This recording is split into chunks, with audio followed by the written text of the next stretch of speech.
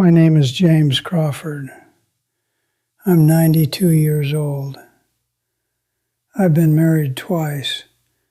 The first time for 11 years to a woman named Margaret. The second time for 43 years to a woman named Catherine, who passed away 2 years ago on a Tuesday morning in April, while the birds outside our bedroom window were singing like they didn't know the world was ending inside that room. I've spent nearly a century watching relationships, my own and other people's, relationships that lasted half a century, and relationships that didn't survive a single winter, relationships that looked perfect from the outside while rotting quietly from the inside, relationships that looked plain and ordinary and completely unremarkable, but that contained more genuine love and strength and real human connection than most people will ever experience in their entire lives. After 92 years of watching and living and failing and learning and losing the person who taught me what love actually looks like, I've come to believe one thing with absolute certainty. Most people ask the wrong questions about their relationships. They ask if they're happy, if there's enough passion, if the other person checks all the boxes on some imaginary list they've been carrying around since they were young enough to believe that lists and love have anything to do with each other. Those are the wrong questions. Not because they're unimportant, but because they're surface questions. They measure weather, when what you need to measure is climate. Weather changes by the hour. Some days are sunny, and some days rain falls so hard you can't see the road in front of you. That's normal. That's every relationship that has ever existed or ever will exist. But climate tells you whether anything can actually grow in the soil you're standing on. Climate tells you whether the garden you're trying to build has any chance of surviving. I want to give you 4 tests today. Not quizzes from a magazine. Not personality assessments you fill out online and share with your friends over dinner. Real tests. The kind that tell you something true and sometimes painful about the person you're with and about who you become when you're standing beside them. These tests don't require a therapist or a counselor or a weekend retreat at some resort or someone with a clipboard ask you to share your feelings while sitting in a circle. They require one thing: honesty. That's all. Just honesty. Which turns out to be the single hardest thing most human beings will ever be asked to produce, especially when the truth might mean admitting that something they've invested years in isn't what they thought it was. Before I give you the 4 tests, I need to explain something that took me 2 marriages and nearly 60 years to understand. There are 2 kinds of love, and most people spend their lives chasing the wrong one. The first kind is fireworks.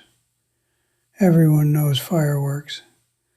That explosive electric beginning where you can't eat and you can't sleep and you can't think about anything except this one person who has suddenly become the center of the entire universe. Your hands shake when you dial their number. Your heart does something medically concerning every time they walk into a room. The world shrinks down to just the 2 of you, and everything else becomes background noise that you can't hear over the sound of your own pulse. I felt fireworks with Margaret. The night I met her at a party in 1954, I forgot my own name for about 3 hours. She was magnetic in a way that rearranged every room she entered. When she laughed, it was like someone had opened every window in a house that had been sealed shut for years. fresh air everywhere all at once. We were married 7 months later. 7 months.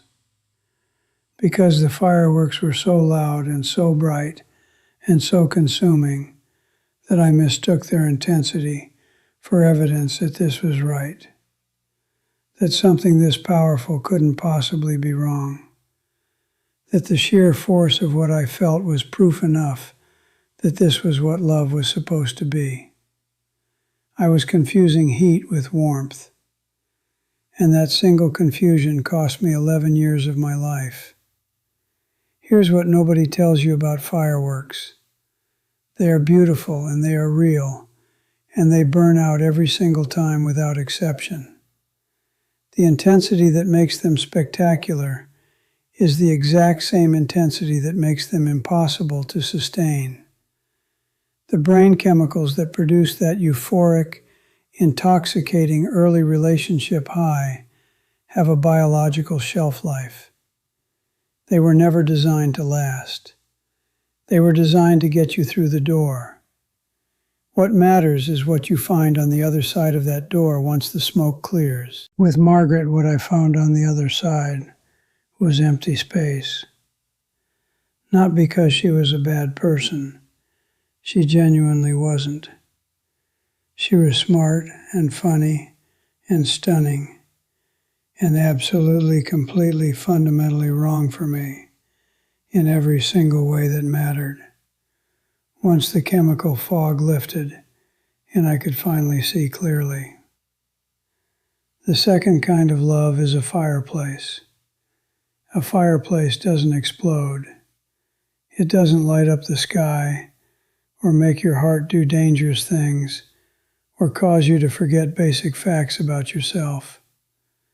A fireplace just burns, quietly, steadily, without drama or spectacle, or any of the breathless intensity that makes for good movies, but terrible long-term partnerships. A fireplace keeps the room warm when the temperature outside drops below zero. It's still burning in the morning when you wake up cold and disoriented and not sure what day it is. It doesn't demand your attention, but when you sit next to it and let its warmth reach you, something happens that fireworks can never provide. You feel safe. Not excited, not electrified. Safe. And safety, as I learned far too late in life, is the foundation that everything good in a relationship is built upon. Catherine was a fireplace. When I met her 3 years after my divorce, there were no explosions, no inability to breathe, no forgetting my own name. She was warm and present and steady in a way that I noticed more each week, like a sound so constant you almost miss it until someone turns it off, and the silence that follows is the loudest thing you've ever heard. I almost didn't pursue her, almost walked away because the beginning didn't feel dramatic enough, didn't match the template I had built in my head about what love was supposed to feel like, based entirely on the fireworks model that had already failed me once and nearly destroyed me. I stayed. Thank God I stayed. What Catherine and I built over 43 years was something no amount of fireworks could ever produce. It was built day by day and choice by choice on a foundation of trust and patience and genuine concern for each other's well-being that never flickered, even when everything around us was falling apart. That is what these 4 tests measure, not fireworks, fireplace. Not whether your relationship is thrilling, whether it's real.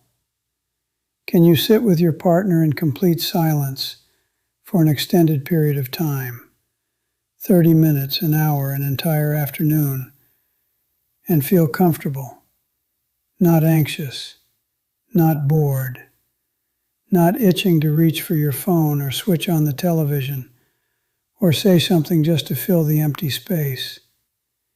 Can you exist together in a room with no noise and no activity and no entertainment and feel genuinely at peace? This sounds simple. It is the hardest test of the four. Most couples cannot do this.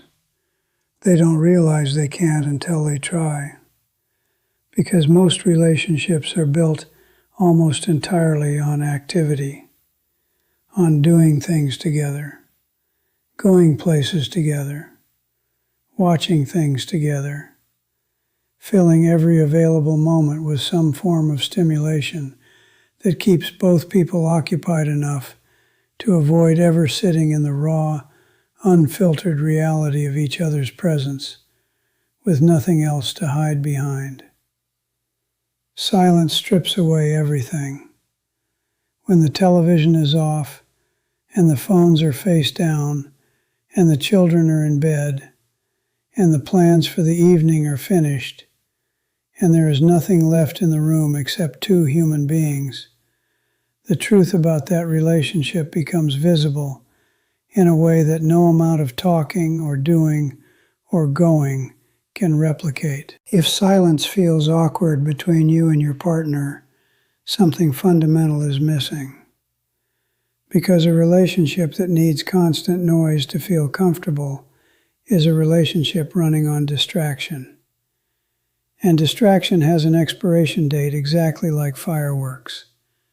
Catherine and I would sit on our back porch on summer evenings for 2 hours sometimes without exchanging a single word, just sitting, watching the light change across the yard, listening to the neighborhood sounds settle into quiet as the sun went down. Those wordless evenings were among the most intimate experiences of my entire life, not because we had nothing to say, because we had reached a depth of connection where saying nothing communicated everything, where presence alone was the conversation, and words would have only gotten in the way. That kind of silence doesn't happen quickly. It takes years of choosing each other through boredom and routine and all the unglamorous ordinary Tuesdays that are the actual substance of a life shared.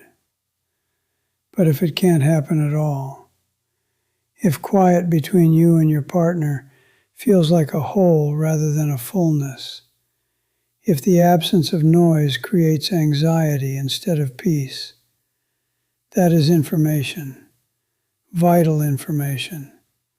Don't ignore it. Life will test your relationship, not might, will. That is a guarantee as certain as gravity. At some point, something terrible will happen. Illness, job loss, financial ruin, a child in crisis, a death in the family, a betrayal from someone you trusted. The universe will deliver something painful and unfair and completely beyond your control. And in that moment, you will discover what your relationship is actually made of. The foxhole test is this. When you are crouched in the dirt with chaos exploding around you, do you trust absolutely and without hesitation that the person beside you will stay, that they will not run, that they will not freeze, that they will not look at the difficulty and decide it's too much and quietly begin retreating toward the exit? Do you believe that they will fight beside you? Not fight for you necessarily. You're not looking for a savior. You're looking for a partner. Someone who grabs a shovel when the flood comes, instead of standing on the porch, watching the water rise, while calculating whether this relationship is still worth the inconvenience. Margaret failed this test. When my mother got sick in '61, and I needed to drive 3 hours each way on weekends to help care for her, Margaret didn't object openly. She was too polished for that. But she radiated resentment through 1,000 tiny signals. sighs when I mentioned the drive, clipped responses when I called from my mother's house, a general atmosphere of irritation that made it clear my mother's illness was an inconvenience to Margaret's weekend plans, and she wanted me to know it without having to say it directly. That told me everything about what would happen when real catastrophe arrived. When it did years later, she responded exactly the same way: emotional withdrawal, silent resentment, a slow, steady retreat into herself that left me handling everything alone, while technically still married to someone who was supposedly my partner. Catherine was different in a way that still makes my chest tight when I think about it. When my business collapsed in the 90s and everything I had built vanished overnight, she didn't panic, didn't blame, didn't calculate, didn't ask whose fault it was or what this meant for her lifestyle or whether she had made a mistake choosing me. She sat down at the kitchen table next to me and said 3 words: "We'll figure it out." Not "I'll figure it out." Not "you need to fix this." We. That single pronoun contained more love and commitment and genuine strength than any grand romantic gesture I have witnessed or received in 92 years of living on this earth. The foxhole test doesn't measure whether your partner loves you. Love is easy to say and easy to feel when everything is comfortable. The foxhole test measures whether your partner has loyalty, and loyalty is the only thing that matters when the world catches fire around you, and you need to know without looking whether the person beside you is still there. This test isn't about your partner at all, it's about you. Specifically, it's about the version of yourself that exists inside this relationship. Does this person bring out the best in you? When you are with them, do you feel larger or smaller? More confident or more insecure? More generous or more guarded? More like the person you want to be or less like them? More fully yourself or some diminished, edited, cautious version of yourself that you've learned to perform in order to keep the peace or avoid criticism or prevent conflict? Every relationship is a mirror. A good relationship reflects back the best version of you. It shows you your potential. It makes you want to grow and stretch and become someone you're proud of. Not through pressure or criticism or impossible standards, but through safety. Through the quiet, consistent message that you are accepted completely as you are, while simultaneously being encouraged to become more. A bad relationship is a distorted mirror, the kind you find in carnival fun houses that makes everything look wrong. It shrinks you, makes you meaner, more anxious, more suspicious, more defensive, more like someone you barely recognize and definitely don't like. With Margaret, I became someone I'm ashamed of. Jealous, possessive, constantly monitoring the emotional temperature of the room and adjusting myself accordingly, like a chameleon who had forgotten his actual colors.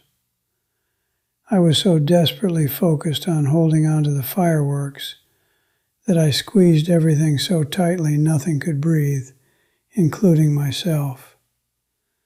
With Catherine, I became the best version of James Crawford that ever existed, more patient than I knew I could be, more generous, more willing to be wrong and admit it, more comfortable being imperfect and vulnerable, and fully human without the constant terror that my flaws would be cataloged and used against me. Catherine didn't make me better by trying to fix me. She made me better by creating a space so safe and so accepting that growth happened naturally. Like a plant that doesn't need to be forced to grow. It just needs good soil and sunlight and water and time. She was all 4 of those things.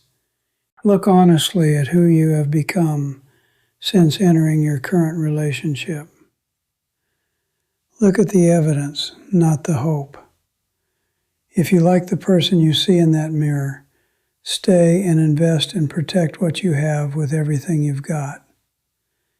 If you don't like the person you see, that's your answer. And no amount of wishing or waiting or hoping will change it. This is the last test, and in some ways the most revealing, because it exposes something that people are very good at hiding from others, and even from themselves.